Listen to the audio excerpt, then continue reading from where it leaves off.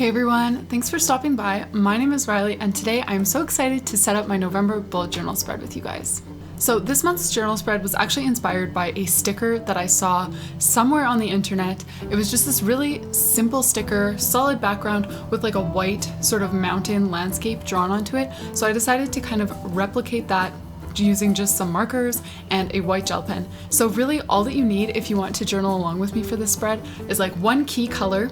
I used sort of an orangish color, and then I did use a little bit of like beige and tan kind of in the background, but not very much. And I also used my fine liners and a white gel pen. And if you're interested in exactly what supplies I used, you can find all of them in the description of this video.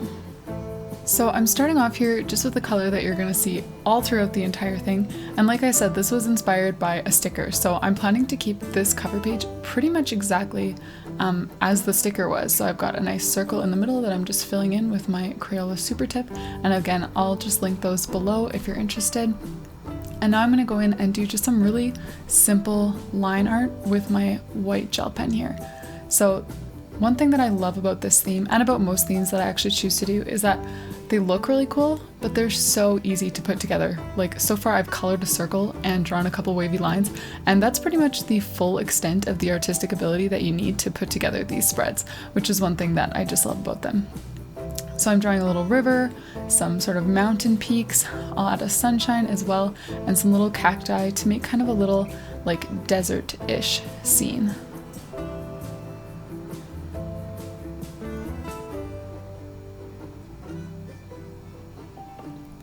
Now I did end up deciding to go over the entire thing again because yeah, I felt like the white wasn't quite as opaque as I wanted it to be. And I've tried a few white gel pens, but I do find that like when I'm writing on craft paper or scrap paper or something like that, they work great. They're super opaque on the first go, but when I'm writing on top of markers, sometimes they want to like pick up the ink and sort of just make like a lighter version of that color, if you know what I mean. So I might eventually move to try a paint pen. I've heard good things about that, but for this one I decided it would be fine to just go over everything twice with my gel pen.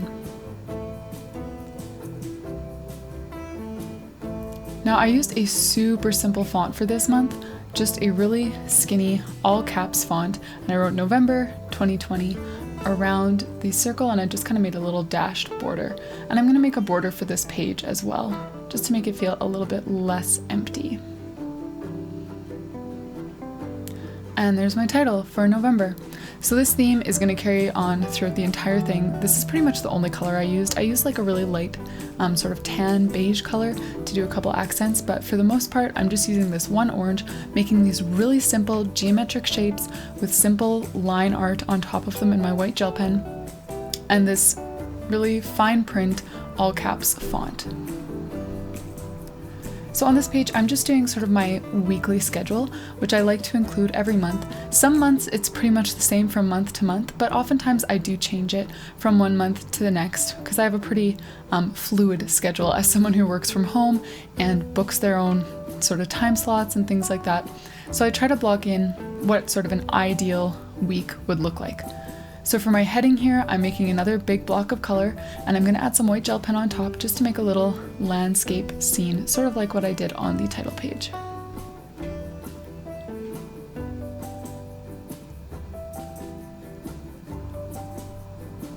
Now inside that box, I'm just writing daily. That's usually what I call this because it has a spot to lay out each day of the week how I want them to kind of play out. So now I'm going in with my orange marker and I'm just adding in all of my volleyball things right now. So I've got like video sessions, workouts, practices, mental training, team time, all of that. So I'm just blocking in only volleyball for the time being. Eventually I'll go in and add my other commitments too, but volleyball is the one thing that like stays consistent throughout the entire sort of school year. So inside the boxes, I'm just writing out what each thing is. Like I've got a serving practice on Monday, a video session, and then a regular team practice from 8 to 10. So that's kind of how I use this page to just block in the things that happen every single week. Now with my beige, I guess I did decide to go in and write down some of the classes that I teach. Those stay pretty consistent too.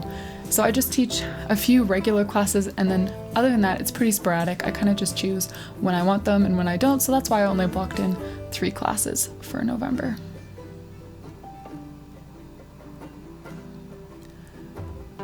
So the next page here is my events spread. And I really like having these two back to back because they give me a great picture of what the month is going to look like, what sort of my daily routine will look like, and then what these sort of more special events are. So I've written down sort of the days of the week first, and then I'm writing down the dates on that orange stripe that I made. So I'm doing a list style events calendar here. I've done both before, more of like a calendar style, but I feel like I kind of like the list layout because I don't need a box to write things in. I feel like that just kind of makes the writing a little bit awkward.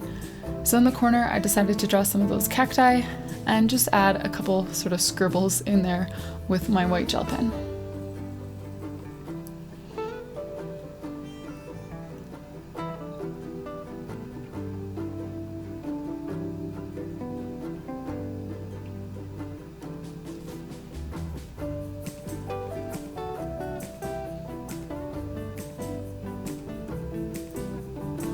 Now I've noticed that often I don't really use my events trackers that much, like I kind of write in them at the beginning of the month, and then after that I don't really think about it anymore. So I decided to use this for more of like a multi-purpose sort of monthly schedule.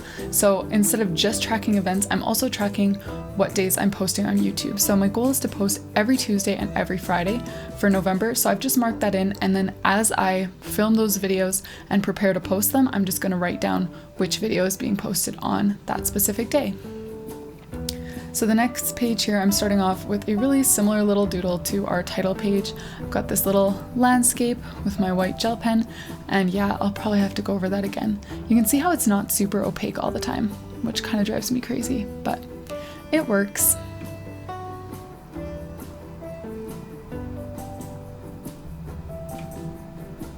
So along this side here, I'm going to be tracking my screen time. And when I talk about screen time, I specifically track how much time I spend on my phone because that's really easy to tell. If you're using an Apple device anyways, you can just go into your settings and look at how much time you've spent on the screen. And I find it's not really realistic to like track my total screen time because I work on my computer all day. So tracking that, I feel like wouldn't really give me a good indication of how much time I'm spending unnecessarily on screens. So that's why I chose to just track my phone, how much time I'm spending doing extra things like social media and stuff. So I've got all the days of the month written down the side, and then on the bottom I just have the number of hours, so 1, 2, 3, or 4 hours, and on the top I just made a little cactus doodle and the heading screen time.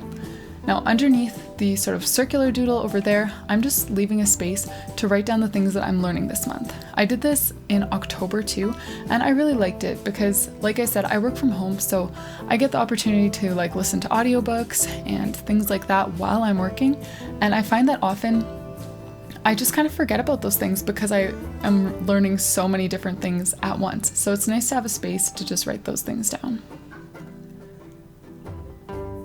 Now the next page here is going to be my gratitude log. So I'm starting off with a little sort of mountain-shaped doodle on the bottom, and I'm just gonna make a little outline with my white gel pen.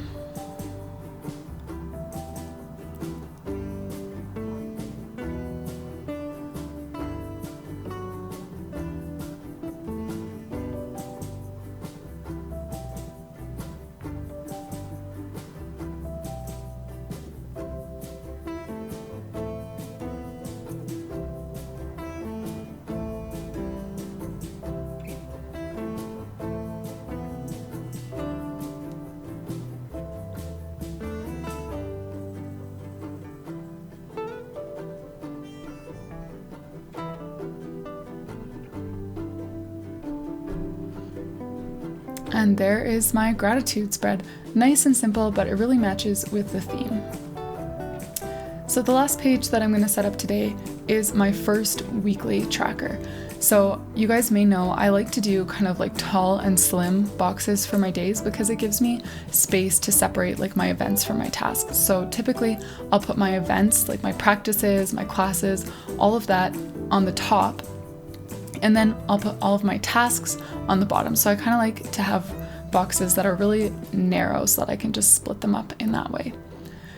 So on the top of each one, I'm going to make a little doodle, again, on that orange using my white gel pen, just of one of sort of the key elements of this theme that we've been using. So I've got a mountain silhouette, a cactus, and a little sun on these.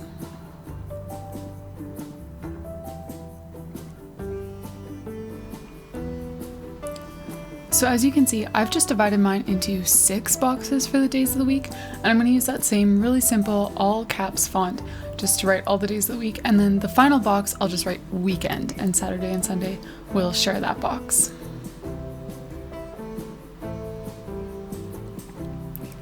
Now over in the corner of the page here, I'm going to use that same orange marker to draw a little like mountain silhouette and add an outline with my white pen. And this corner and the rest of the bottom of the page are just kind of used for whatever I'm interested in that month. So I'll usually have a section for notes, and then other things just kind of change up. I'll often include like sort of a mini calendar of that month. Sometimes I'll include a sleep tracker. Sometimes I'll include a little ideas section for ideas for my bullet journal spreads or my Etsy shop, things like that. So it really just kind of changes from month to month. On this side here, I'm just making a little mini calendar of November so that I can see the whole month at a glance.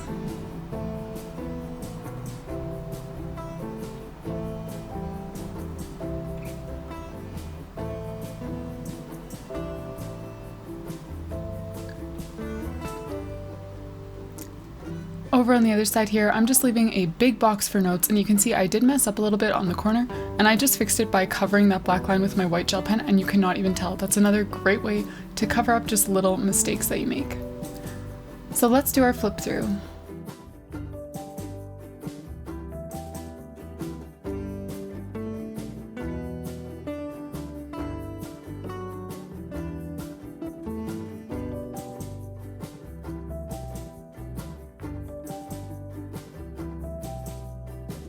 Thanks so much for joining me to plan November. I hope that you enjoyed setting up your bullet journal, and if you decided to follow along with this spread, I would love to hear from you in the comments below. Let me know how yours turned out, what color you decided to go with, and all of that. And of course, if you appreciated this video, please let me know just by leaving a like and by subscribing to my channel so that you can join me here for even more bullet journaling videos.